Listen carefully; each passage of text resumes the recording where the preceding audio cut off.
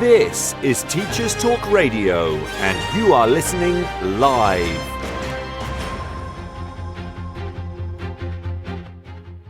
Good evening, everybody, on this very drizzly and wet day here in Reading. I hope you're all having a really good Easter break so far. I've got a really exciting guest for you guys today to listen to.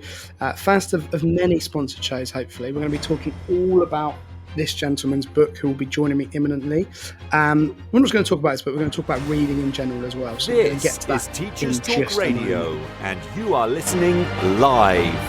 Tune in live at ttradio.org, or to join in the conversation, download the Podbean app and search Teachers Talk Radio. Follow the hashtag TTRadio. Tune in, talk it out with Teachers Talk Radio.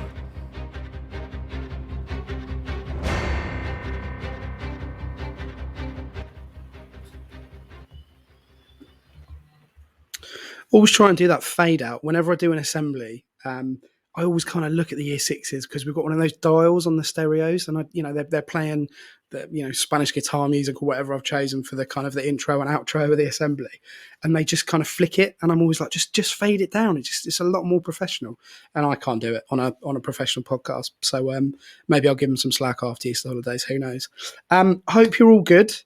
We've currently got a massive deluge at the moment. I wouldn't say it's quite storm weather, but it's definitely April showers. And I'm in the garage again, so hopefully you can't hear the rain literally slamming down onto the roof that we've got. Also, I don't want any sympathy, but I've got a shocking cold, as you can probably hear. So we're gonna plug on with the show, business as usual. Delighted that I've got a sponsored show today.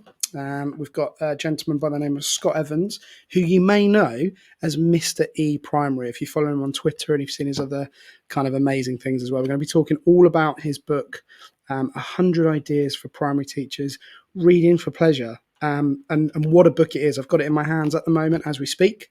So we're going to be talking about that as well, and also Scott's career, and generally just kind of reading in the primary sphere, really, because it's a massive thing. It's absolutely huge, and we talk a lot in education spheres about the power of reading and the pleasure and everything else. So it's really, really excited for him to be here. I'm hoping I can see his face popping up on the screen. He's in the studio. Scott, are you there, sir? I am indeed. Thank you very much for having me, Ben. I'm really excited for this. Fantastic. Well, first of all, technology works, which is great. Regular listeners will know that I can actually mute my mic now, which I didn't know I could up until about the fourth or fifth show I was doing. So that's really positive. And I'm absolutely delighted to welcome Scott to the Twilight Show with me, Ben Thomas. To talk about his book and also other bits as well. So, Scott, first of all, I know that you are calling in from Wales. What's the weather like with you at the moment?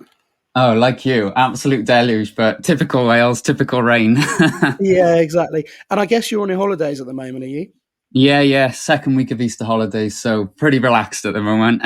Yeah, and you haven't been hit by a lurgy or anything, no? No, fingers crossed. You know what they say, when you go off on the holidays, that's when it catches you, but no, all good so far. Good. Well, listen, Scott, we're going to kind of get into what you've produced. That's basically what it is. It's, you've made quite a phenomenal piece of literature, really, and I've kind of had a good look through it over the last couple of weeks, and it's thanks so much. It's absolutely brilliant. So we're going to talk about it in a minute. But what I like to do, on my shows is kind of get to know the person. Get the audience a little bit of insight into kind of you, basically your career. How you've ended up getting to this point. So I'm going to literally hand the mic over to you, and you can tell us all about how you've got to this point in your career. Yeah. Well, where do I begin, really? I suppose, really, my love for reading began at a sort of very young age. My parents, like I say in the introduction to my book, my acknowledgements of my book, really, I owe it really all to them. My parents, my grandparents, if it wasn't for them, and they filled my homes with, books that I could almost dream of reading. But also they took me to libraries as well. And that's where it began, really, at my young age. And it's been with me ever since. But before becoming a primary school teacher as well, I worked as a librarian. So I almost paid my community back in that respect for the thankfulness that they gave me. And I was a librarian in several local libraries. And I found myself really as becoming a librarian as well, that when people would come into the libraries, parents, teachers, even children themselves, and asking for book recommendations, nobody could really give them it. And I thought, there's a gap here that needs filling. And so I took it upon myself, really, and I became the go-to person in my library for recommending children's books. And I then took on things like running the Summer Reading Challenge, and then that helped me realize that the power that literature holds, really, in shaping, well, not just children's lives, but everybody's. And that was the beginning of my journey, really. And then fast forward a few years into my teaching career, and I almost found the same in teaching, that I found myself in a position of sort of being a teacher, but then being a reading lead, and really hoping that I could sort of promote and expose teachers then to the wonderful world of children's literature that's out there, really. And through my role of reading lead, I launched our inaugural Children's Laureate Wales in our school that I was in. And that made it onto national news, which was fantastic. And then I organised visits from amazing authors, including sort of Blue Peter Book Award winners and Waterstones Children's Book Prize winners as well. But then my passion for children's literature, as I said, never faded. And so I wanted more ways and find more ways I could share my love of reading, really, with an even wider audience. And so I developed my own website and called The Reader Teacher. And then that helped sort of promote reading children's books on a wider level. I'm known for my sort of year group reading list that I've carefully curated thanks to my librarian and teacher experience, but also my monthly must reads I put on there each month, which is 5 of my favourite books, my book match posters, and now I've got a YouTube channel as well, which showcases the latest children's literature really coming out each month. And those who know me on Twitter as well, I also host sort of #Primary School Book Club, which is a monthly Twitter-based book club chat and vote for any adult involved in primary education to read the latest children's literature. And we choose to vote from a selection of 20 books published every month. And the great thing is we come back at the end of each month then to discuss the book with the winning author or the illustrator involved as well in the chat. So they have that sort of dialogue and communication with teachers as well, which is fantastic. And the innovative ways that the book club has used their books in different ways in the classroom and their schools, it's been fantastic to see. And all of this then has really led me to, well, many exciting things. I've written for Book Trust and Teach Primary magazine. I've been on the BBC talking about reading. I've hosted events with Waterstones. I've produced resources for children's publishers, which I do a lot now of to help them used effectively in the classroom. And I've also been fantastically fortunate, really, to be a judge for some amazing book awards. I've spoken about the Blue Peter Book Awards, which I've been fortunate to be on the panel with, the Lollies with Michael Rosen, the Wales Book of the Year Award. And I've also got another 2 fantastic ones lined up this year, which is the Week Junior Book Awards and also the Alligator's Mouth Award, which recognises illustrated fiction as well. And I can't wait really to see what those have in store. So yeah, I'm just, it's been an incredible journey so far, and I just can't see where it takes me next. And really the book is where it's taken me next. And I hope that really it's just onwards and upwards from there, really. I mean, Scott, is there anything you don't do at the moment? I know. That's quite a list. Once you get me going, you know I'm a typical Welsh person. I'll just talk for Wales. So, yeah. Yeah, I know them well. Brilliant nation, brilliant people. You know, as we said earlier, you know, off air, but through emails, my family are from South Wales, so I know it very well, really. And Wow. you know, the power of books and particularly in some of those valley areas is massive. Yeah. I mean, there's a lot to unpick there, really. And I'm not, you know, obviously that we're here to talk about your book. We're here to kind of promote it, you know, very, very kindly sponsored by you and your publishers, Bloomsbury. But I'm just interested to kind of know how you got into kind of working a library, really, because that's, you know, obviously very, very respected, I say, career choice. Obviously you're a teacher now and that's what you've chosen to do, but it's quite a niche. It's quite a niche thing to get into as a young man, isn't it, really?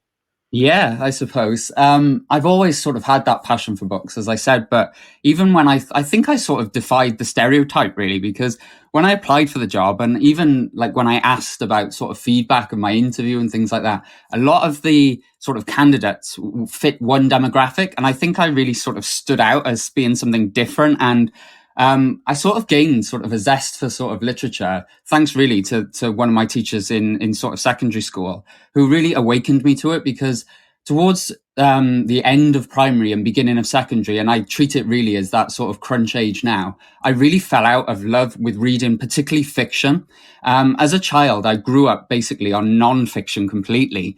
And then I got into fiction more in sort of junior age when stories were being read to me, things like Mr. Majeika, and obviously then the Harry Potter series was huge during that period of time as well. But yeah, working sort of in a library, I suppose like I was sort of I knew I had to get a sort of a Saturday job, and one did appear. And I think it was my mum who sort of highlighted the role to me. And I think it just suited my sort of personality, my characteristics. I did want to work sort of with the public as well and understand sort of a retail facing job in that respect, but it wasn't sort of retail in the notion of shops and things like that. It was helping more from, like you said, a community focused aspect. So yeah, I suppose it was a blend of all those things, really. And then that obviously led you to, I say career. Obviously, you're quite early on in your career in terms of teaching. But how many years now have you been in the classroom? So I think I'm pretty much either in my 8th or 9th year, if I sort of work it out, either in terms of like academic years or sort of, Yeah. yeah. But yeah, I've had sort of so much experience within those 8 years, taken on sort of varying different roles as well, because head teachers have always commented and said, oh, normally like sort of teachers are either strong in English or maths, but like you seem to be strong in both, because I've been a reading lead, I've been a maths lead, but also sort of an ICT lead as well. So I do sort of have kind of lots of strengths, and I do like to put them into practice. So yeah. And so now with the school you're at, I mean, you don't have to mention any names or anything like that at Mhm. all. But in terms of, have you had different schools? Have you been at the same school for the kind of the duration of your career? Have you kind of chopped around? How's it Yeah, I worked? have sort of chopped around in a way. I've worked in sort of many different schools, and I've sort of built up experience, but reading sort of always has remained my passion in all of them, right from sort of being a newly qualified teacher. There was always that sort of understanding of how is Scott sort of getting his classes buzzed up about reading, and that's followed me right the way through. And then becoming a reading lead in the school was amazing. It opened me up to sort of the leadership element of reading, and that's why I was keen to put sort of a section of that into the book as well, because my book really isn't just a book purely for teachers either. It's a book for sort of educators right across the school, whether you're in a sort of teaching capacity or a leadership capacity. So yeah, I've really sort of incorporated many of my elements of my experience within the book. So you're not only a published author now, you've also got your own class. So in terms of year groups at the moment, what age are you teaching? So I sort of teach like mixed year 5-6 classes. Wow, that Yeah, is brave. That is very brave.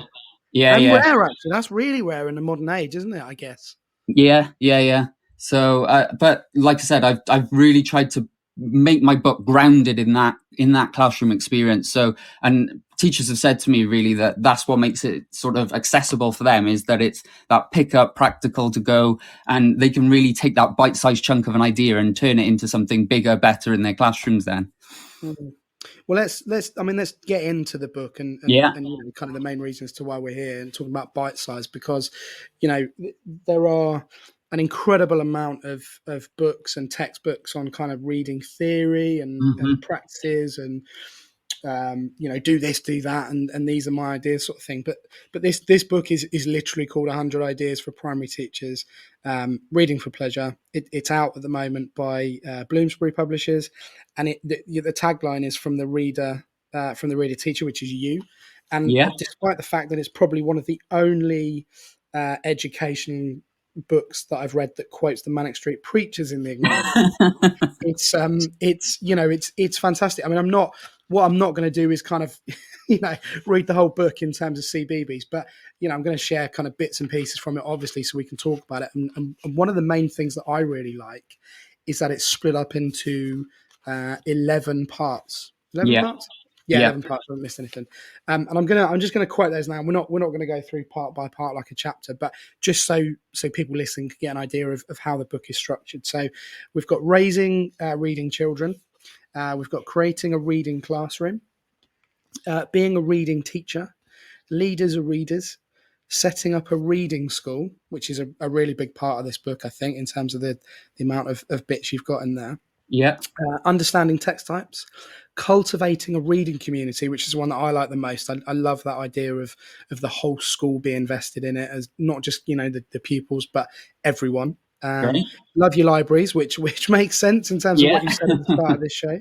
Engaging with your reading environment, participating with parents and families, which again is massive, and we'll kind of home in on that bit later on. And then working with writers and illustrators. So there is literally 100 ideas in here, all numbered, all in those parts. to literally pick up and run with those different ideas at any given time, really. And I guess really just to kind of kick off our discussion about the book, what you talked a little bit about the inspiration behind it in terms of you working in libraries and having clearly a love of reading and kind of translating that to our young people. But Yeah. what was the rationale, I guess, for kind of splitting up into literally 100, not they're not lesson plans, I'm not going to do them disservice in that way, but kind of 100 bite-sized ideas for kind of sharing this love of reading? Like what was the rationale behind that? I suppose, like you said, is in terms of a lot of educational books or things like that I've read before are quite dense. They're quite heavy. They're quite theoretical and literal. And I wanted to give something that was more sort of practically based, and sort of not share my secrets per se. Some might call them that, but I have gathered such a wealth of knowledge, strategies, tips, ideas that can be used practically, and really I wanted to share that really with other teachers, because my passion really throughout my years of teaching has been learning and sharing from others, and I do want to sort of give that back and help teachers who are out there looking for fresh ideas and approaches. And it's not just really about creating that reading for pleasure culture either. It's about, if you've got it already in place, it's about helping continue that as well. And I think what's really also interesting is particularly the timing of the book, because there's been recent sort of statistics really that have revealed that reading for pleasure among children is currently at its lowest levels in 18 years, which I think is a really sort of troubling trend that's happening.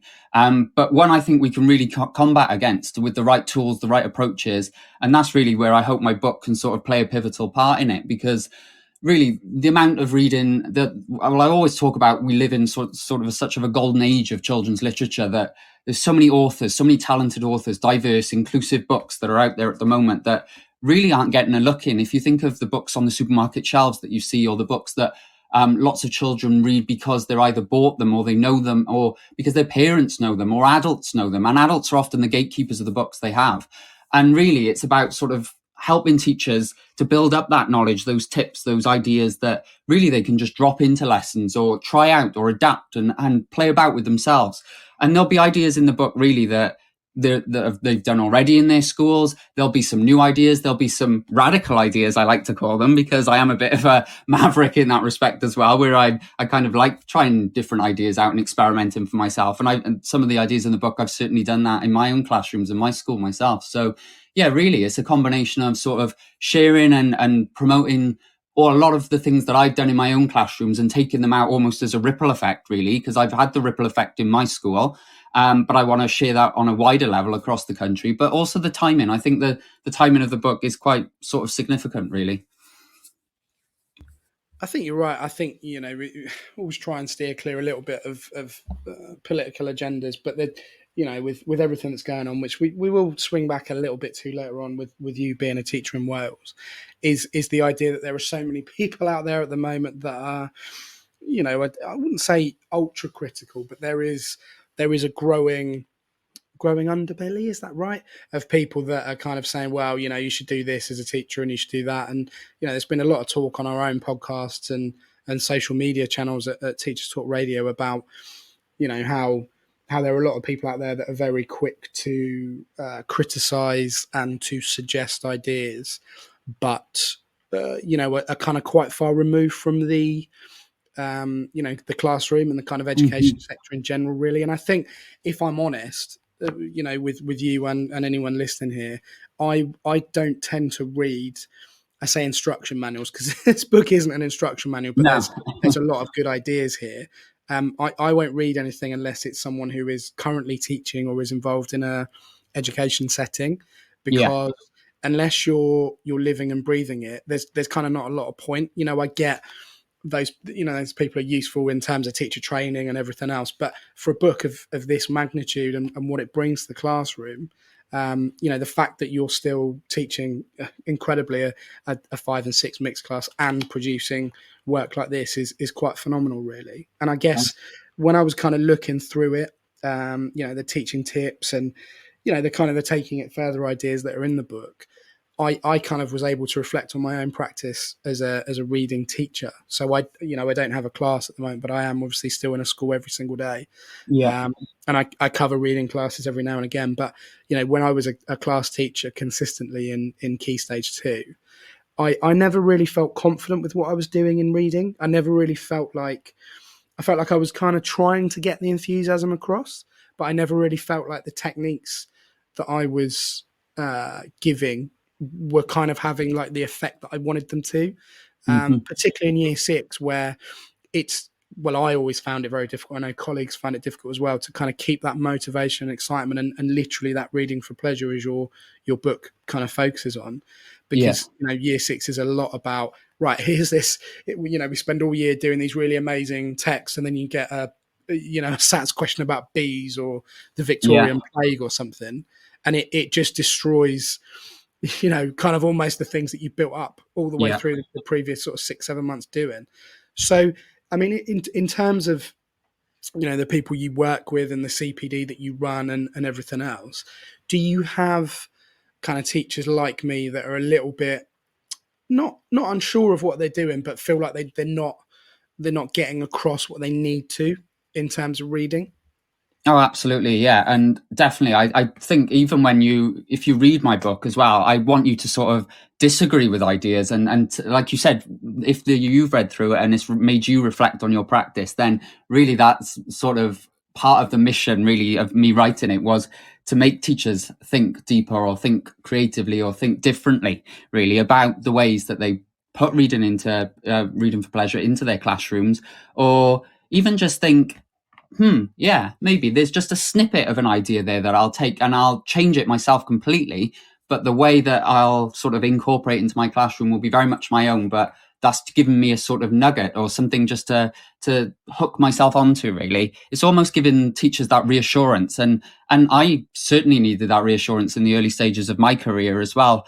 And there's definitely, I think because the book belongs to the sort of popular 100 Ideas series of books published by Bloomsbury. And I think these books are very, very good in giving the teachers that confidence, that reassurance, that almost confirmation that what they're doing is right, and to have the confidence to run with it as well.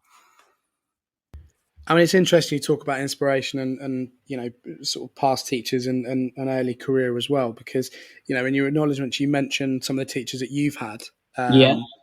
In terms of those people, we've got Mrs. Davis, Mr. Kent, Mrs. Carter Evans. That's a great Welsh name, that is, Carter Evans. And obviously, to everyone else, these people won't mean anything, but to you, they've clearly had a massive impact. And I guess really that's the key, isn't it? In terms of reflecting on your own schooling experience, you clearly had people that kind of imparted their enthusiasm for reading. You obviously talked about you being from a reading background, working in the library as well. So, I mean, how important is that kind of hand down love of literature for, not just for you as a practitioner, but for any other teacher, but also really for, this current generation where you said earlier, it's books are almost kind of, gate kept by adults and other people. Kind of how important is that kind of traditional pass down of reading and the love of reading for you? Completely. And what I would say as well is that even though I've had sort of all this sort of background of literature, a love of reading, thanks to my parents, not just having books at home, but taking me to libraries and things like that, I would also say that I can approach, and this is what I think helps me in the classroom as well, is that personally I've fallen out with reading myself as well. So I think I can come at it sort of from both angles. But like you said, the teachers that I've had, Mrs. Davis, for instance, was my reception teacher. So even thinking of, what am I now, 30, so 25, 26 years ago, the influence that somebody can have from that early age to set you on the path is phenomenal. And I think basically there's an idea in my book called idea is number 38, when it's called reading role models. And I think having reading role models in your life is huge. Whether that be your parents, your earliest role models, your teachers, or somebody else, somebody from your community, another classmate even, if you're looking at it from sort of a pupil angle, or somebody you aspire to. And I comment on that in the in the book as well. Maybe that's a famous figure, or maybe it's just somebody you look up to, somebody that you know. And I think seeing them and the ways that they interact with reading can play a massive, massive part. I can remember, for instances, my mum and dad both had very different outlooks on reading. And my grandparents, even further still. It's almost like a family tree of reading, and it goes off in different directions. But even just their regular interactions with books, seeing books around the house, seeing a newspaper, my grandfather reading a newspaper. Even now, when you see people reading on their phone, although it's a thing that maybe we sort of hasten and we criticize people for, it is reading. And that is sort of the first steps to showing children, particularly, that reading, the influence on reading can be life-changing. It's funny, isn't it, about that kind of the physical element of reading. And I remember we had, I must have been second or third year teaching, and we had this new teacher who was the reading leader. It was great, to be honest with you. She was really, really good. And she was like, right, what we're going to do is we're going to make sure that we model reading. And everyone was like, okay, so, guided reading or whatever. She's like, no, you're going to have sessions in the week where you literally bring in your own book that's, appropriate for school or whatever. And you sit there and you model the reading to the children. And it was one of those things where you could see, like, some of the older teachers kind of thinking this is just madness. Like, this is just another one of those fads. But actually, it's something that I've, periodically, I guess, kind of dipped in and out of. I probably should have done it more often, really. But it was just an interesting idea in terms of them saying, well, you got to model it. You got to show them that you're interested. You got to show them that you're actually making the time in your day to be able to model and show children that actually it's a really important thing, really. So yeah, I mean, I just remember that, that kind of CPD staff Twilight session, whatever you want to call it, and everyone just be like, okay, so what people that didn't read were kind of scrabbling around for a book and all the rest of it. So yeah, it's quite amusing, really. So you've talked, you talk very, very heavily, and it's very, very clear, not just in the acknowledgements, but throughout the book as well, the kind of the ethos that you're going for in terms of the inspiration of the book. But from a kind of a practical element of getting this book from, literally your brain and your ideas to, having a physical copy that I've got in my hands right now. What was the process like in terms of you going, right, this is what I'm going to do. I've got this idea. Off we go. Like, talk us through that kind of start to finish, if you can.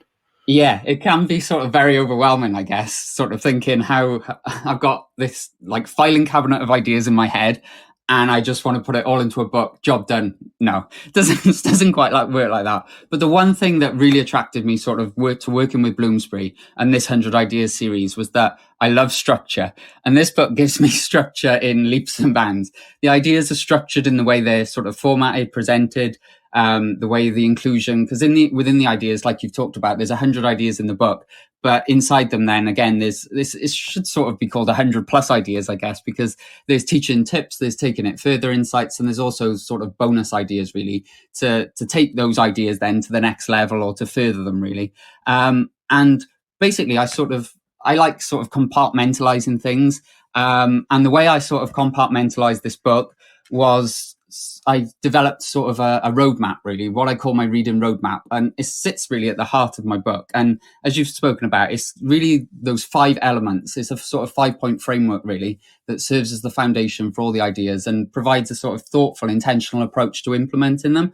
So it's made up of concentric circles, and it goes outwards, really, and then comes back in. And it starts on one side with the reading children, then up to reading teachers, reading leaders, reading schools, and reading communities. But the arrows go up on the left-hand side, and then they sort of come back down on the right-hand side, back to the reading children. And I think... Interrupt you there, sorry. Did you physically draw that out when you were planning this?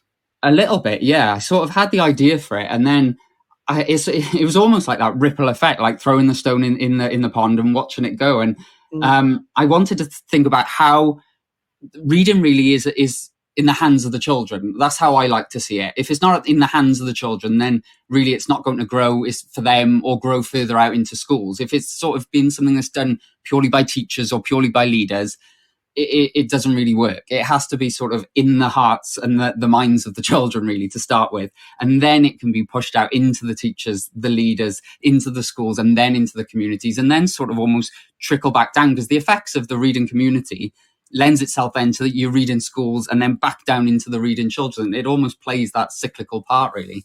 So yeah, I did almost sort of draw it out, not to the nice presented way that Bloomsbury have done it lovely so in the book, but yeah.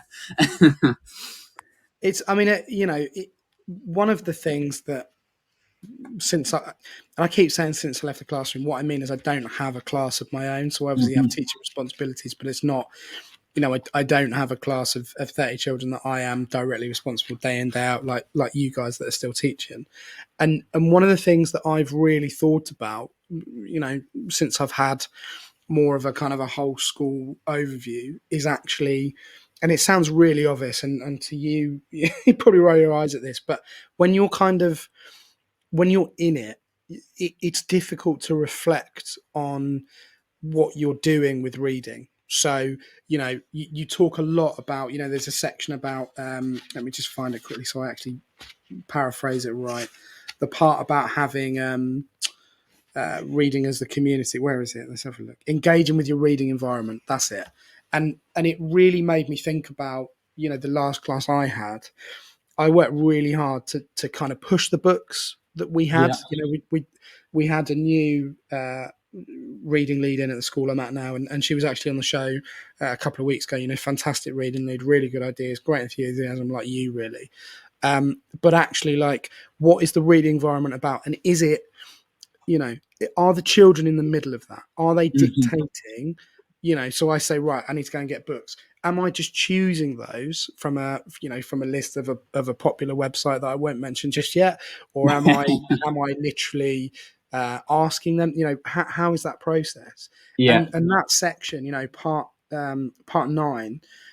Stuff like door displays, front facing, making reading visible, reading places and spaces. And there's been so much talk about classroom environments, but actually what are you doing? Not you, but generally in terms of teachers, what are you doing to create that reading environment, that love of reading? Are you putting children at the heart of that and saying, okay, what books do you like? Because it's such a personal thing, isn't it? And I can remember, parents' evenings and talking about reading and saying, look,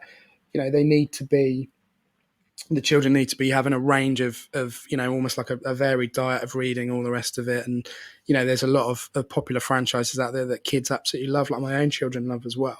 Yeah. And I look at the pleasure that they get from them. And I kind of shudder to think to myself, why did I tell parents and children to stop reading a certain genre book because they absolutely loved it? Like, why was I almost forcing them to go, right, you got to go and read not War and Peace, but something completely different?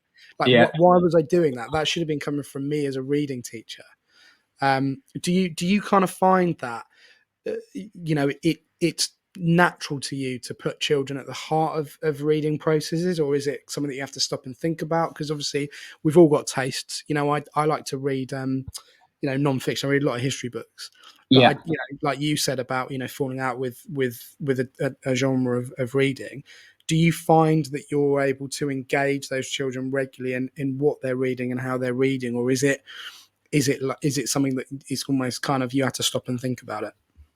I suppose if you'd asked me this question years ago, I probably would have said yes. I probably do find it hard, but the more I've read children's literature, the more my sort of genres, formats, sort of exposure to just the whole range of children's literature has massively widened and increased myself.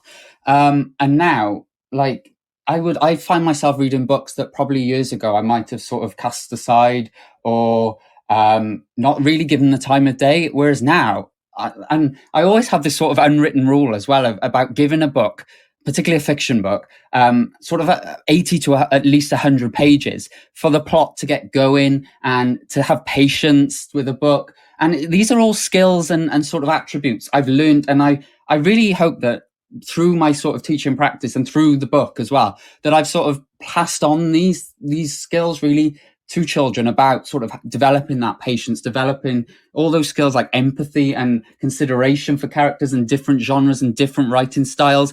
And that, yes, some will like, some will dislike. And as well, another point that I really want to make as well is it's not just about discussing sort of the preferences of what we like in classrooms either. It is about considering what we don't like and the reasons why we don't like certain books and different genres or writing styles or sort of plots of books and themes of books and things like that as well. So yeah, I suppose you could say that in my early sort of career, I would have found it maybe harder than I do now. But I think the more you read, the more sort of that sort of widening of the sort of pool of children's literature helps you sort of come around to the fact that there is something out there for everybody, and I firmly believe that. I mean, kind of building on that, obviously it is a sponsored show about a book, and I want to read a little bit of your book aloud, if that's okay. Yeah, Not to the point yeah, where yeah. people have to buy it, but it's idea number one is literally called Children's Choice. Yeah. Right? It's the very first on page 2 of the book. That is the very first idea of 100. And the quote at the top says, "Everyone feels included when we choose our class book. It's so exciting to see who wins." Okay, that's the quote. And then you go on to say, "As a child, do you remember teachers reading books to the class? Do you remember voting for that book choice? Your first answer will hopefully be yes, but your second will probably be no. But how transformational would it have been for you to have had the power to pick the class book?" And that, that for me, almost sealed the deal with the book, because actually we'll come back to the process in a minute so we can tease a bit more up. But it's very, very clear to me that all of this book is kind of common practice to you and the setting that you're in currently, and how, giving ownership not just to the teachers and the staff, but to the children, and saying, okay, how are we going to read this? And the point you just made about encouraging children to say, I don't like this because, is such a powerful thing. Realistically, we're desperate to get opinions out of children anyway, but actually when you're doing, when you're creating a culture where it's okay to say, do you know what, this book is terrible because of X, Y, Z, and that's my opinion, or I don't like this book because the character is, blah, blah, blah. It's absolutely vital. And so having the children in right in the center of that is, permeates through this book that you've written. I mean, when you were coming up with these ideas, were they definitely all things that you did, or were they things that you thought, actually, I really want to do this, but I'm going to get it in the book and then try it? Did you, did you actually ask any of your class or children in your setting about these ideas? Like, did you kind of seek any other opinions on what you were putting in this book, or was this kind of stuff that you just do as your kind of common practice? So a lot of it is based on my common practice, no doubt. Like what you've said, thinking about 100 ideas and trying to actually put them into practice. I have pretty much, I think, tried almost pretty much all of them. But like I said, in those acknowledgements, like a lot of my inspiration has definitely come from the children and putting them at the center of it. And I think pretty much, like, if I look back through the book, I'm struggling to think of one that I haven't at least tried. Maybe not, like some of the ideas I've tried really wide scale on a sort of whole school level. Others I've tried very sort of classroom based level. Some I've tried individually with children. Others I've tried sort of maybe a bit off the cuff. So they haven't been sort of in their fully form as I've put here, or sort of in their extended form with their taking it further ideas or teaching tips. But they have been sort of rooted in that practice. But yeah, like you've made me sort of reflect on my practice now, and I'm struggling to think of one that I haven't really had some sort of experience in. So yeah, they are, like I said, they are pretty much proven, practical, and tried and tested, as the Bloomsbury sort of do call them in the book. So yeah. Well, that's good. That's what we want to do at Teach Talk Radio. We want everyone to reflect in it in a positive way and change. And as I said earlier, this book definitely made me reflect. I mean, one of the ideas, I'm going to call them ideas because that's how it's listed in your book. Was number 56. And that was the reading assemblies. And I actually, I've, for obvious reasons, I've started doing a lot more assemblies. And a couple of years ago, we had an issue where it's only a small thing, but there was children that were forgetting their please and thank yous in the dinner hall and holding doors open and stuff like that. And rather than kind of stand up and go, right, everyone's being rude or whatever, like that classic sort of 1970s kind of senior leader in a primary school. I read them. I can't remember the author, but it's a cracking book. It's called Please, Mr. Panda, and it's about a donut. Oh yeah, Steve Anthony. Yeah. Yeah, right. And it's really matter of fact, right? But Yeah, it's also yeah. very visual. And I was like, I'm just going to read this, and I mean, I'm not going to blow my own trumpet, but it actually worked. Like, Yeah. it was probably one of the better assemblies I'd done up until that point, because, as you mentioned here, reading assemblies help everyone look at, listen to, and love books in our school. And not only was it getting reading across, but it was also getting the message that I wanted across. Yeah. And ever since then, like, one of my all-time favorite books for children is The Selfish Crocodile, because I love the artwork. I did a project on it when I was training to teach, did a whole like story sack around it. But it's just a great book. And I always like to kind of to start the academic year and kind of end the academic year with that book as well, as a kind of a consistency thing. Yeah.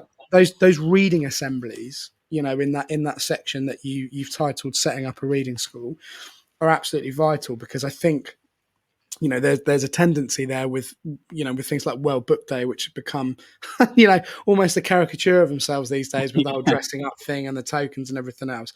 Again, I'm not dissing it, but it's just become a massive thing. Mm-hmm. And I say that now as a parent as well as well as an educator. But that kind of idea about having reading representatives, the kind of the whole school reading spine, the whole school books, reading representation, all that sort of stuff, book mapping, which is so important. But again, sounds like such an obvious thing, but there are so many schools that don't do it. Yeah. I mean, in terms of having these, have you given a copy or kind of shared copies with your, with the staff in your setting, and have they kind of started to act upon some of the things you put in this book, or have you still yet to do that? Yeah.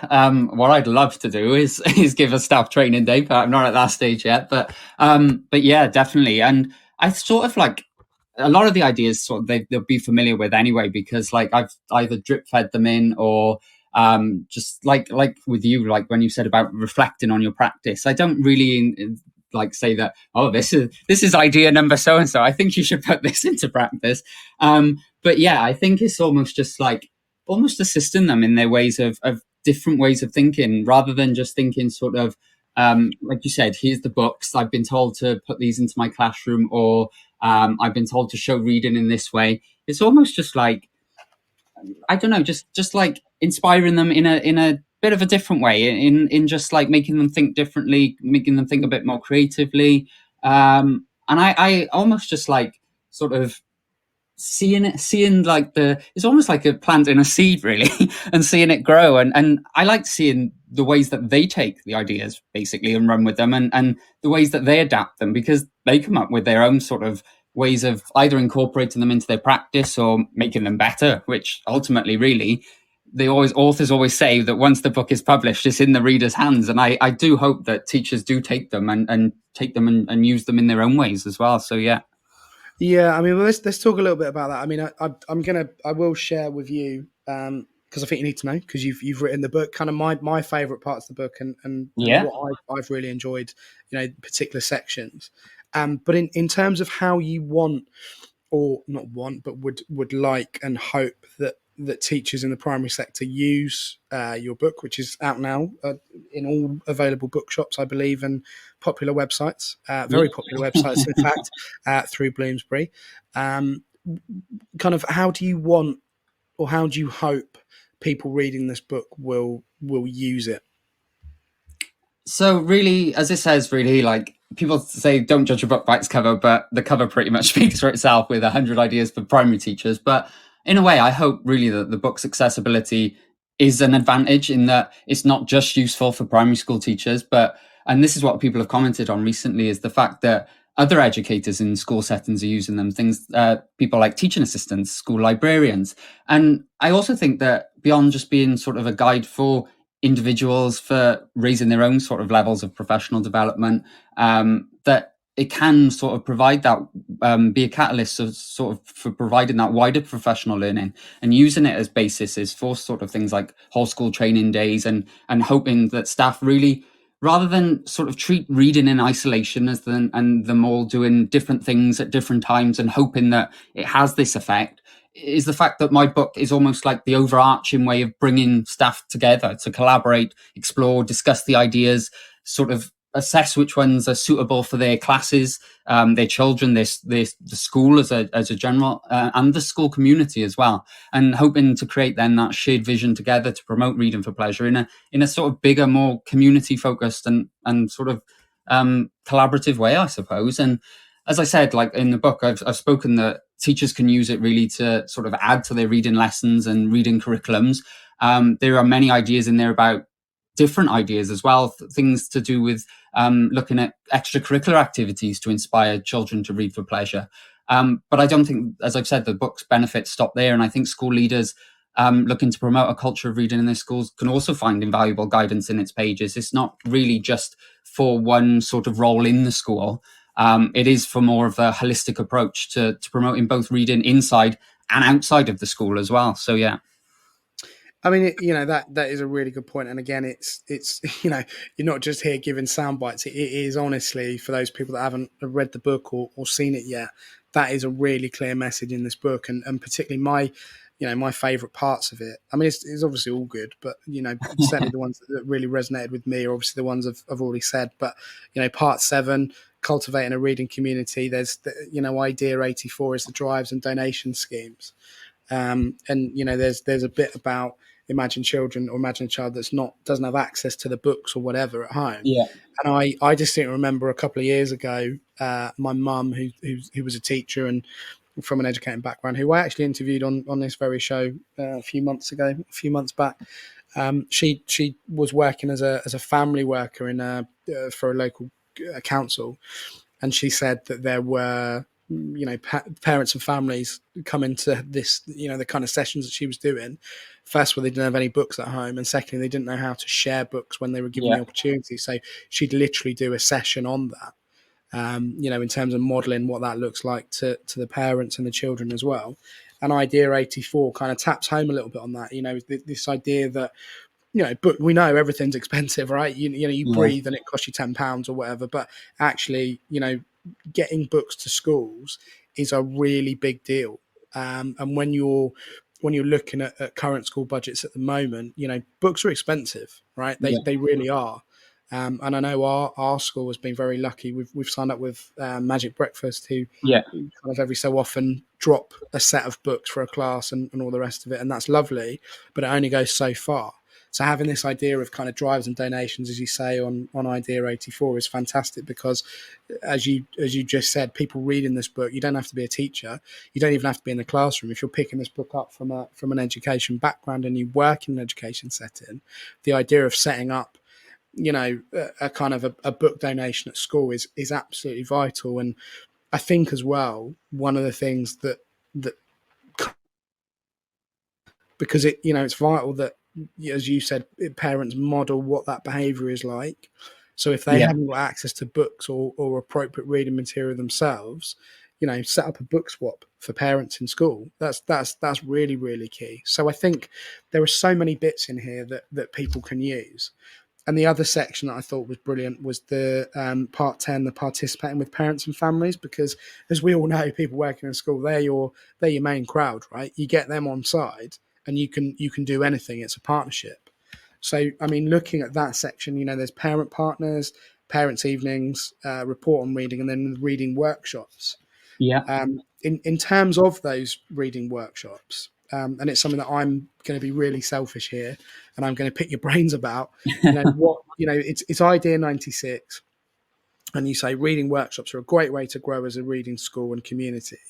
How do you run those in your school? How have you run those previously, and what kind of things are you doing to promote that love of reading through these kind of workshops? So I think with running reading workshops is a good question, because I think most people think of sort of the sort of stereotypical way of running sort of any after school event really is after school. It's cheers in the hall, listening to a teacher present. But no, it doesn't have to be like that at all. And I think time is of the essence. You can run reading workshops where they sort of coincide with other events that already have sort of parental involvement in schools. So you could have sort of things going on when parents are in school for parents' evenings, for open doors afternoons.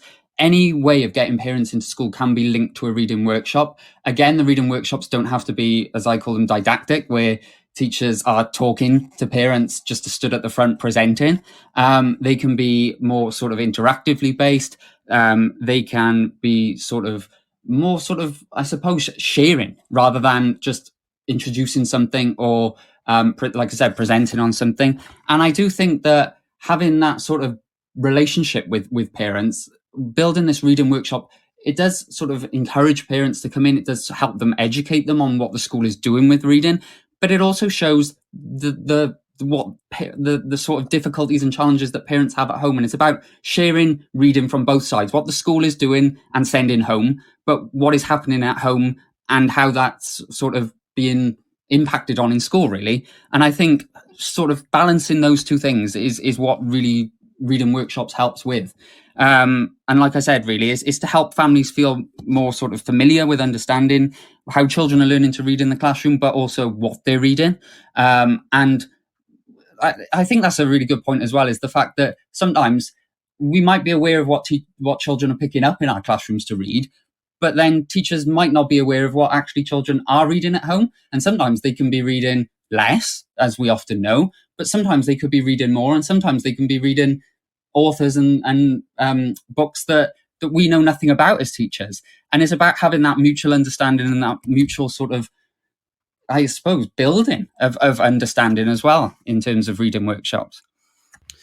I mean, there is so much stuff out there, isn't there? And I sometimes wonder whether it's kind of, with these workshops, it's best to kind of go, well, okay, this is how we teach reading at XYZ school, or actually, you're getting, who's your target audience for the reading workshops, I guess, are you getting those parents of children that just want to read all the time? Is it a kind of a shared experience, as you said, where you're saying, well, tell me what they're reading at home, like what what's their bookshelf looking like, what do you need more of, what do you need less of, that kind of stuff. And also, like, are they not only enjoying it, but are they understanding what they're reading? Because I mean, I'm lucky in the fact that both my children are, I wouldn't say prolific readers, but they read every night. I suppose that is prolific, isn't it? Yeah, If I think about how much I read and how much they read, then I suppose it would be prolific, really. But they're into a lot of kind of a range of books, really, which I think is a good thing. But at times they've brought a school book home and they've not really been enjoying it, and I just think, well, okay, we'll just put that aside and we'll read something different, because it's the enjoyment factor. And it's like anything in education and classes, children have got to enjoy what they're doing. Absolutely, So it's a really good point about that kind of the reading workshops, and how it's probably not the best way to just stand there and dictate what's going on and kind of the reactions that you want, really. I mean, in terms of this book, it might be a tough question for you to answer, but what would you say was your kind of your favorite part or your favorite idea in terms of putting ideas down on paper? Like which bit are you most kind of like, do you know what that is? That's my favorite part. That's my favorite idea that I will always go back to, if you have one, of course. Yeah, it's very hard to pick just one. I think in terms of, if I had to sort of choose one as a whole, I think it would be sort of recognizing all reading. And as we've talked about, having that varied range of a diet of books, but also considering not just sort of the wide sort of scope of reading in terms of fiction, non-fiction, poetry, picture books, graphic novels, but also things like alternative formats, like sort of dyslexia friendly and super readable books, which is another idea I mentioned in the book, audiobooks, ebooks, any ways of recognizing that reading happens as a whole. That's one of them. And another one, I suppose I would definitely as well put on that same sort of platform as well, is about having that representation of reading. I think I talk about to help children see themselves on the shelves. And I think one way of getting children to pick up a book is to help them see themselves on the shelves, in the fact that that teachers should be knowledgeable and have a deep understanding about different books that are out there, in terms of and considering really the diversity of people and places portrayed within them, the representation of ages, disabilities, genders, races, religions, sexual orientations, socioeconomic status, as we've already talked about, to help children realize that they can find themselves and their own place, their own heart, their own mind really in a book, and to make sure that that representation really is authentic and respectful towards them as well. Because if we do that, really it becomes that integral part of our school and our integral part of reading as a whole, rather than just honoring it maybe as a tokenistic gesture, which I know that doesn't that just really ticks a box. It doesn't really show the children that we sort of accept everybody in terms of reading, and that's what reading is all about, really accepting everybody, whether they like reading, they dislike reading, and the whole spectrum completely throughout that scope.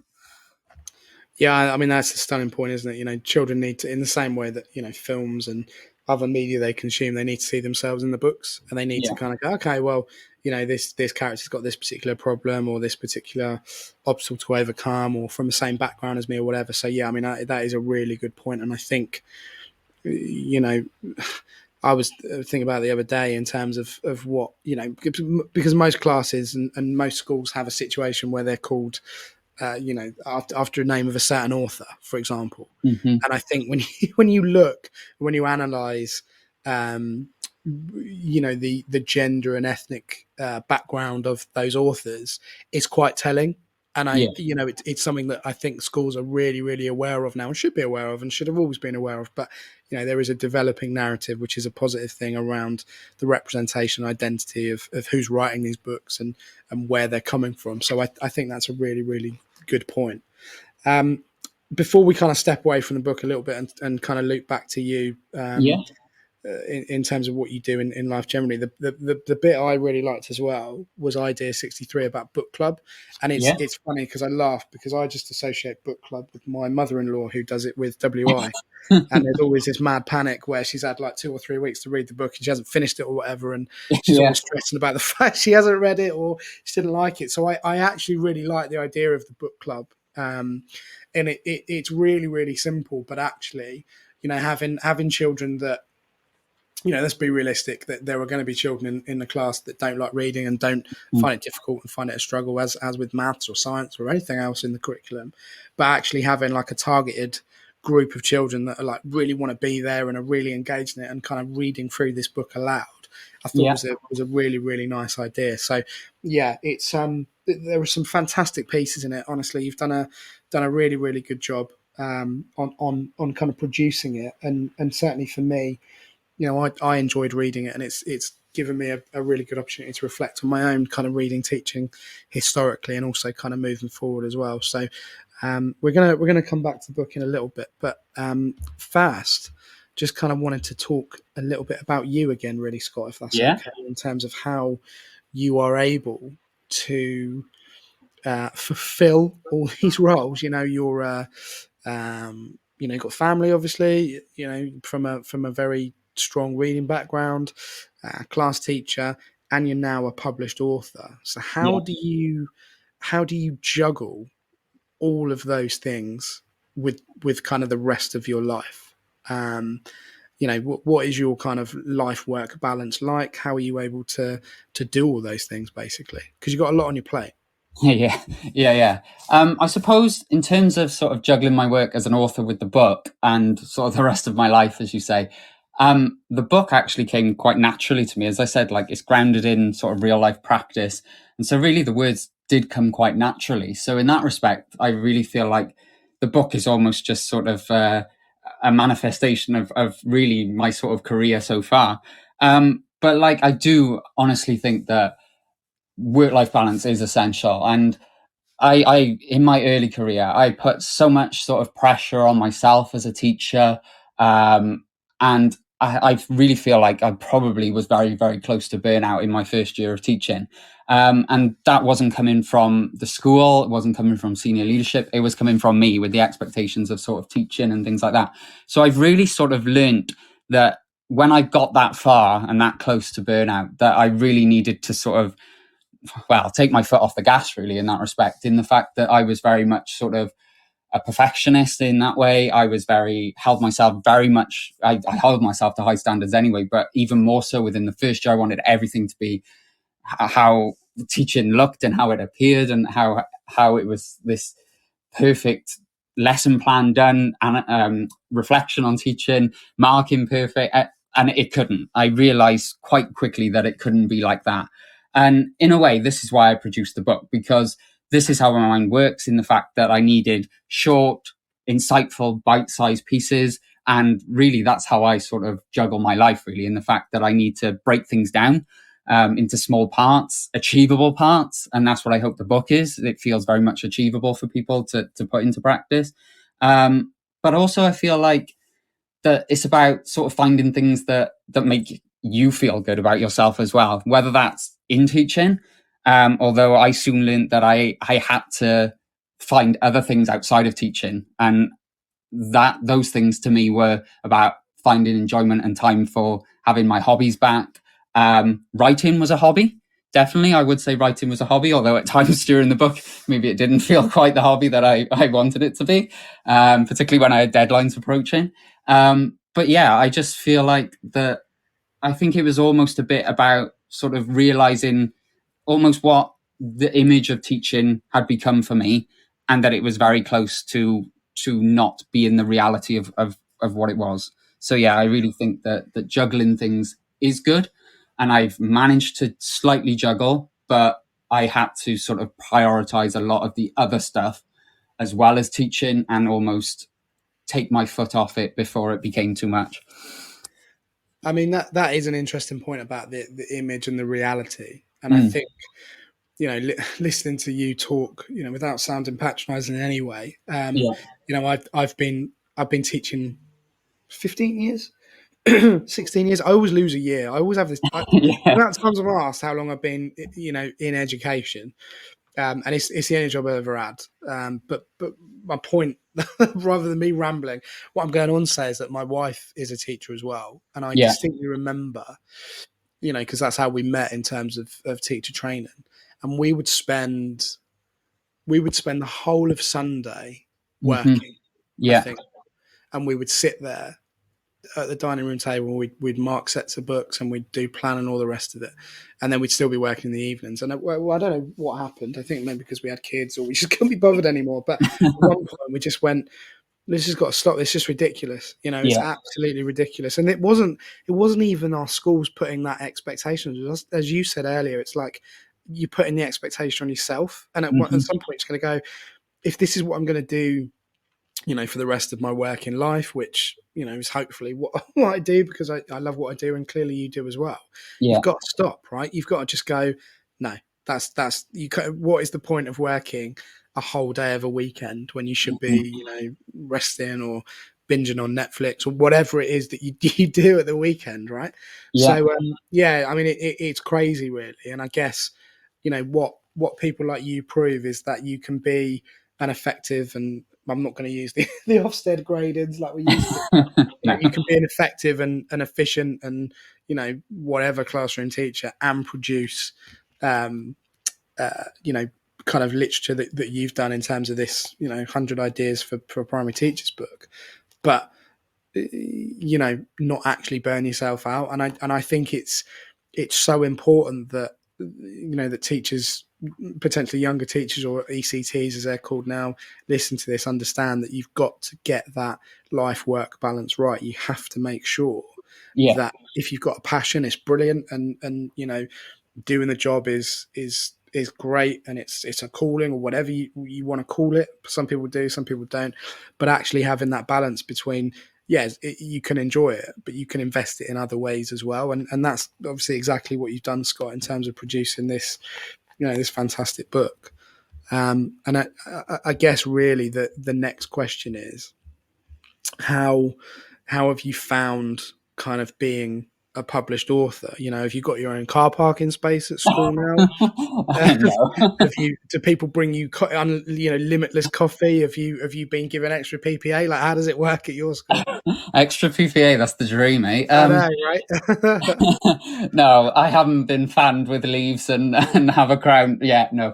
I just love seeing the book. Like, to me, I went to an event at Hay Festival last year, and I watched an author called Phil Hill, and he spoke really about something called the happiness trap. And it was always about, I'll be happy if, or I'll be happy when this happens.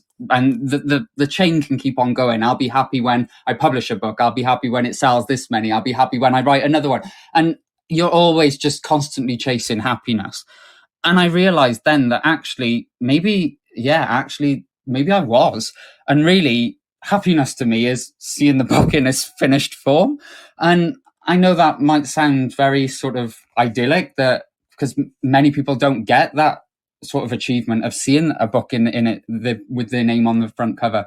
But for me, that is sort of it. That is it surmised perfectly in the fact that I look at it and I get heart-eyed emojis. So yeah. I mean, talking to those emojis, you're very, very active on social media. I'm looking at your Twitter page now. And for those people that have not yet tapped into Scott, it's at Mr. E Primary. And the M for Mr. is capital. And the E, I think it's all on our social media as well, but it's Mr. E Primary. So he'll be on there, and he's the reader teacher. He's got a blue tick as well. We won't say any more about that. But, he's got 32.3 thousand followers. And I mean, you're very, very active on here, and I'm just scrolling through. Obviously, you've retweeted what we're doing today, so thank you very much for that. But there's a lot of love for what you've been able to, produce in terms of this Reading for Pleasure book, which is out now by Bloomsbury, our sponsor of the show. There's a lot of good traffic in terms of people giving you good reviews and talking about it. But the interesting thing about that is it's not just a kind of a self-image Twitter page. It's kind of you recommending reading, literature to other people, to give tips to other people, and it's really, really good to see that there's this kind of growing narrative, this this developing conversation around not niche books for children, that's not the right word, but as you said earlier, the representation, the different ideas, your kind of reviews of those, and it's really, really positive. Do you, based on the kind of success that you've had, not just on social media, because you can't judge someone with the success that they have on that, but in terms of the feedback and the kind of the way that the book is doing so well at the moment, do you have plans to write more and produce more books, or is that it for you? I'd love to write and produce more books, definitely. It's not my sort of ultimate goal really, but it definitely is sort of a vision that I have. I sort of, in primary school, I did struggle really with the sort of writing and composition of writing. It was always my bugbear of writing a story and me ending it with, it was a dream. That was my teacher's favorite last word. Don't write this ending. So to see my published book, first off, is amazing, but I would absolutely love to write more. And really, I just sort of love to share that passion. So the way that I'm sort of putting that into practice now is by going and speaking about my book, like on here, or delivering sort of staff training sessions to teachers or keynotes to conferences and things like that. So yeah, I'm just big now on sort of, I suppose, promoting the book, but promoting it sort of by sharing that passion and sharing that advice. And I really hope that it sort of emanates really out of the pages and through me, really. So yeah. Yeah, I mean, I think that's the point, and anyone listening to this, either kind of now or on demand, this will be available on, through our Podbean account and our website that we've got. But, it's very evident that you've got a huge passion for not just reading, but for teaching as well. And I guess, from your point of view, really sort of pushing the book and kind of sharing it really, because, there's a lot of people out there that will just write things. And as I said at the start of the show, kind of not critique teaching, but this book doesn't do that. It's very much like these are some great ideas that you can run with and go from there. Have you got kind of open channels for people to to feed back to you in terms of how things have gone with maybe utilizing the ideas you've got in this book, or is that still kind of in development at the moment? Yeah, so basically what we've done together with Bloomsbury is that at the end of each idea, there's like an individualized hashtag for each idea. And I would love people to use that, share that on social media with me, and post pictures or ways that they've used the ideas, adapted them, changed them. So we can really share successes and share different ways of implementation in schools and give them feedback on them, and ways really that they've just enjoyed using them, I suppose. And I suppose like spread that word so they have a ripple effect and a community effect, really. So the book sort of goes beyond the boundaries of the book, really. So yeah.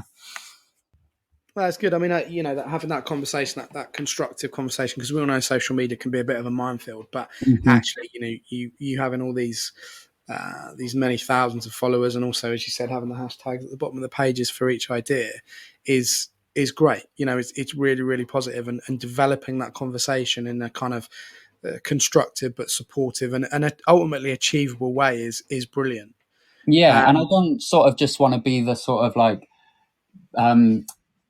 the one who gives all the font of all knowledge, really. I want teachers to speak to other teachers about the ideas and say, oh, have you tried this? Have you tried that? Not just me sort of, it's my book, it's my idea. No, definitely not. It's everyone's ideas, really. So, yeah.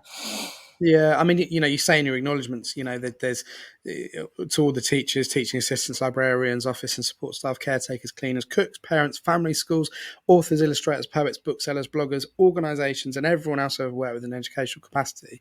You clearly have a good team around you, and that's what you're encouraging with this book as well, in terms of developing these reading teams across particularly the primary education sector, because obviously this is geared for for primary teachers. That's the name of the series that we have at the moment. I mean, in terms of your wider community, because obviously you're from Wales, you're teaching in Wales at the moment. Without getting too political, and we can't really get away from it. What's the kind of the morale that you're sensing at the moment in terms of where teachers in Wales are at? Because I'd imagine, looking at the news and what's going on, it's probably a little bit different to where maybe teachers in England are at the moment. So kind of give us a little bit of an insight into what it's like at the moment, kind of teaching in Wales. So obviously we've kind of on both sides of the border, I suppose. We've been in sort of consultation about the strikes and the effects of the strikes, and obviously pay has taken up a major sort of place, I suppose, in the media, and how it's the sort of focused highlight, really, of all these discussions.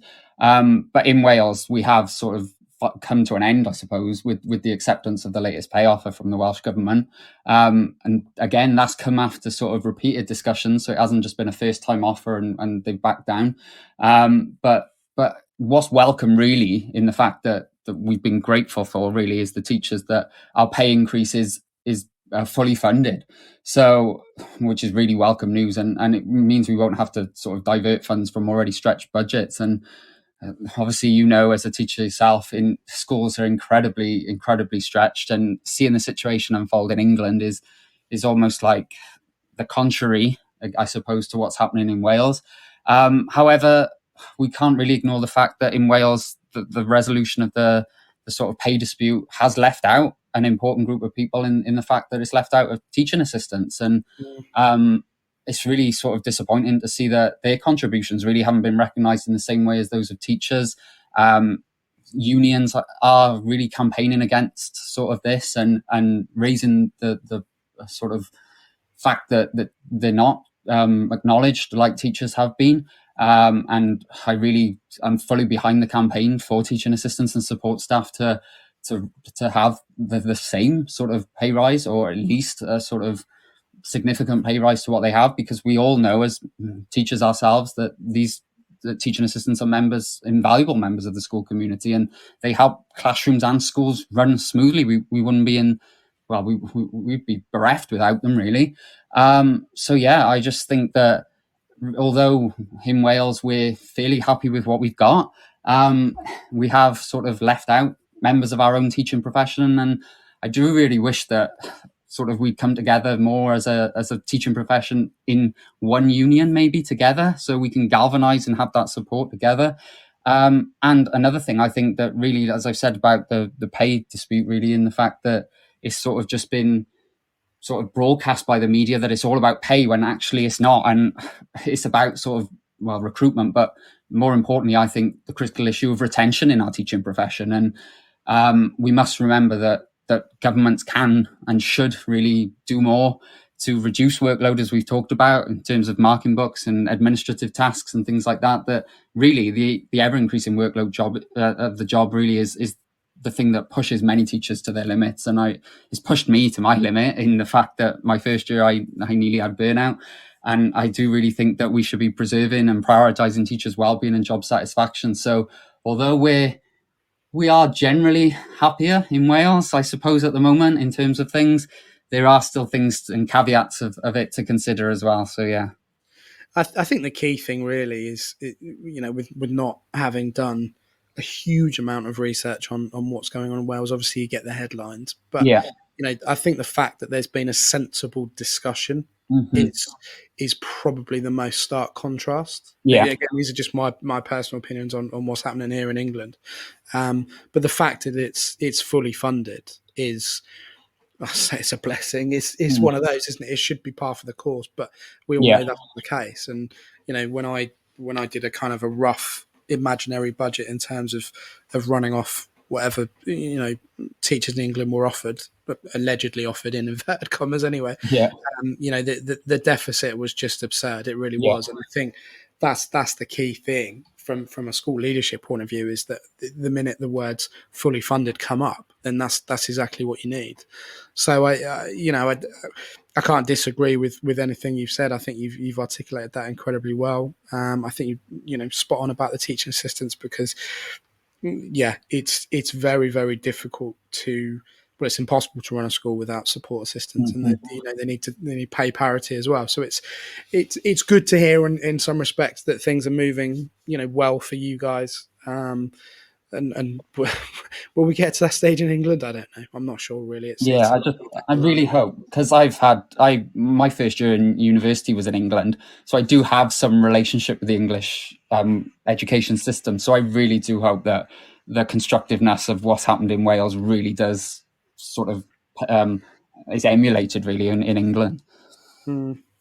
It's a difficult one, isn't it? And it's a very, very very topical point at the moment in terms of what's going to happen and how that's going to move forward. But it's good that in some respects, the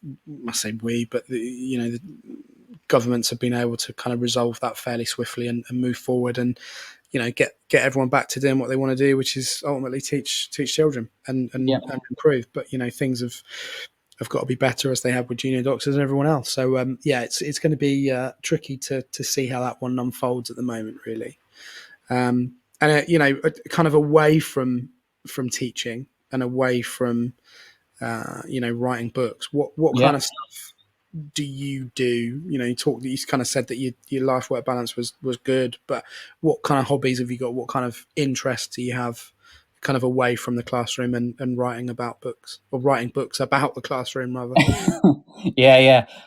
Obviously I love reading. That's a huge one, but then that's a very blurred boundary between when does it encompass work and when does it not. So to interrupt you there, what are you reading at the moment? Like, what have you got? A couple of books on the go? Because I always imagine that authors literally just devour books like takeaways. Like, is that true, or do you just have one at a time? Do you kind of mix it up? How do you do that? So I can't read many books on the go, because I will have as many plots as I'm reading swirling around in my head, the characters all intermixing, and it just being a complete nightmare. And they'll probably affect my dreams as well, which will definitely become a nightmare. But I know I'm reading one children's book at the moment, which is called Vivi Conway and the Sword of Legend by Lizzie Huxley Jones. It's not out until June the 1st, because I'm really lucky that I get advanced copies sent to me. And it's a fantastic book, purely because I have a sort of affliction with it, because it has definitely it's linked to Welsh mythology, so it couldn't be more up my street. But yeah, it's fantastic. I've pretty much only just started it in the sort of first 80 pages or so. So I'm waiting for the story to build and the characters to take shape. So really, really enjoying it. But yeah, in terms of books as a whole, I do devour books. As a child, and this is sort of what I was alluding to in the past, in sort of the early introduction of the conversation, is that I can read books exceptionally quickly. And I think I've sort of like self-diagnosed myself, but I think I was hyperlexic as a child because I can read an average sort of 300-page children's book in about 3 hours. I've got a reading rate of about 100 pages an hour. So, which lots of people think, what? 100 pages an hour? Yeah, yeah, yeah. What, just When I like a go, standard paperback? yeah, yeah, yeah. So this is What's why, the like, average then? 100 pages an hour? yeah, yeah, yeah.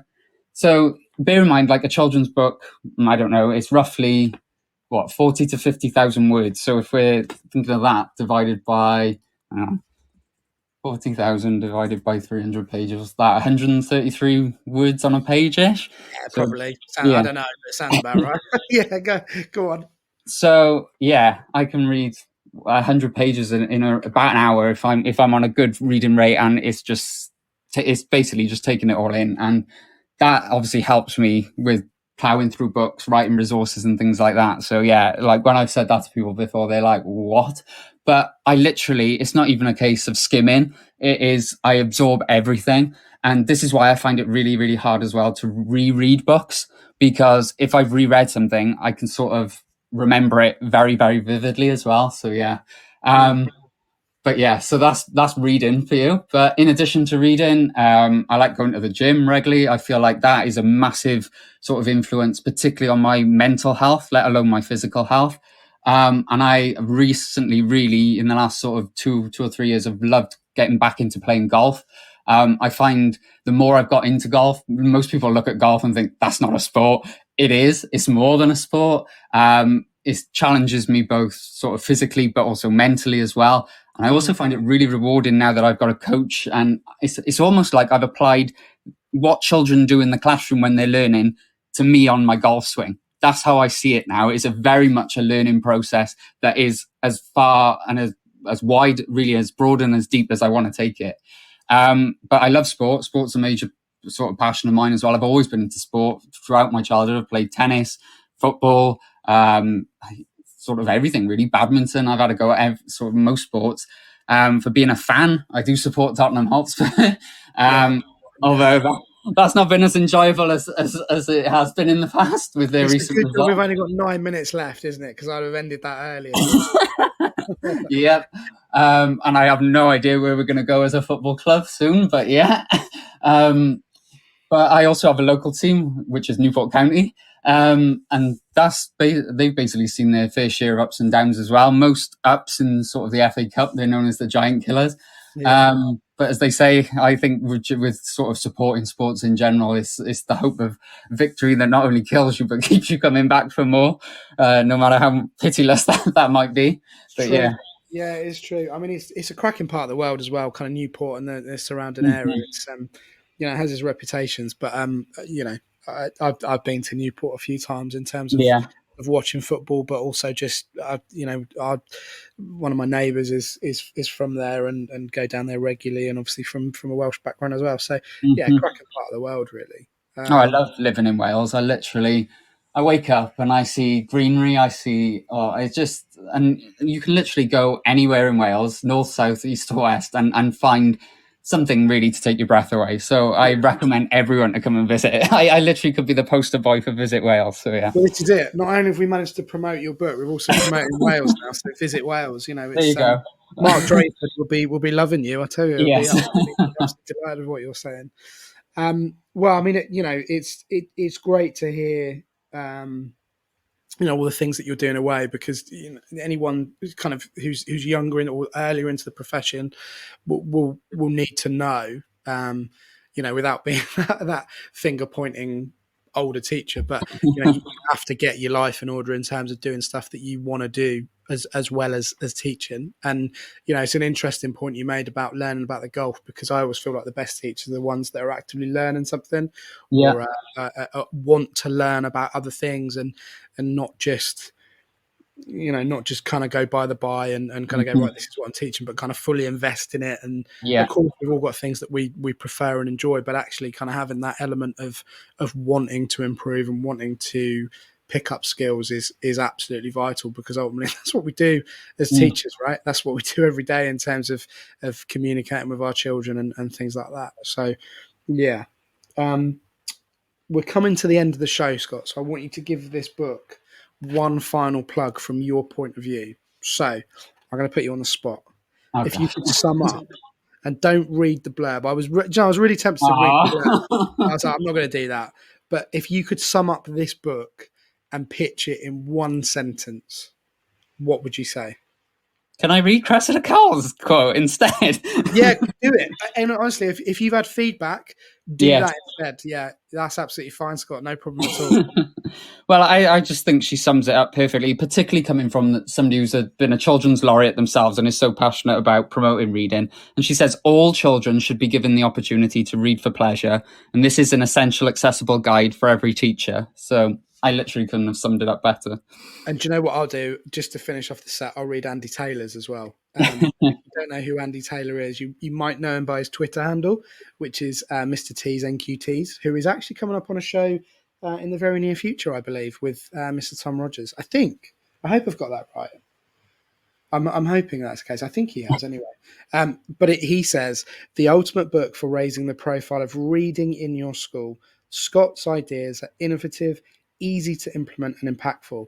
And that, as we've said all the way through this sponsored show, I would agree with that, because it is literally, one page per ideas. There's 100 of them in this book, all split up into different parts and sections.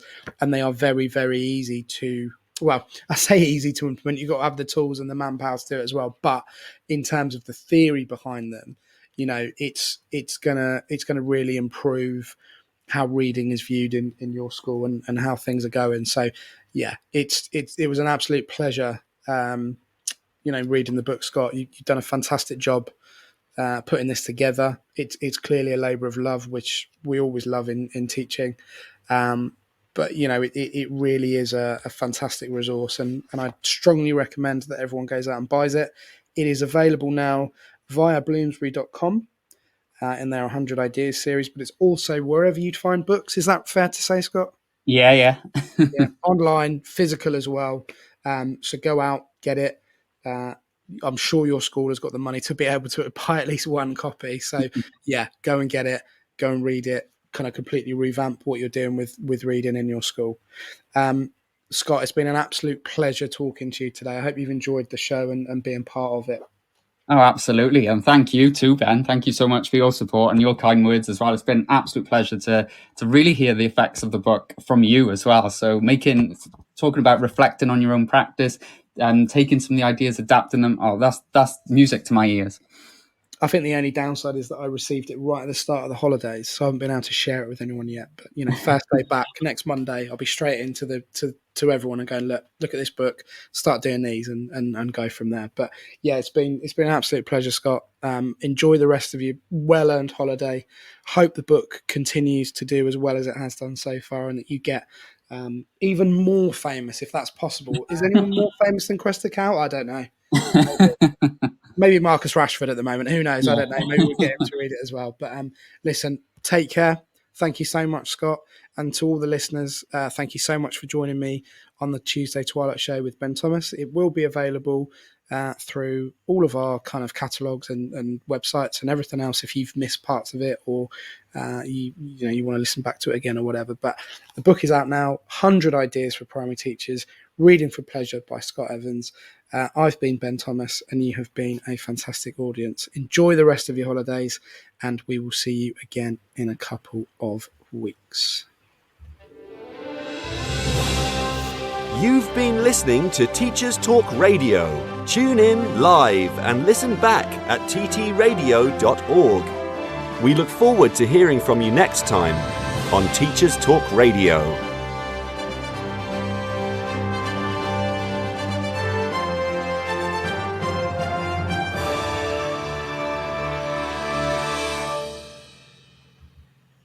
This show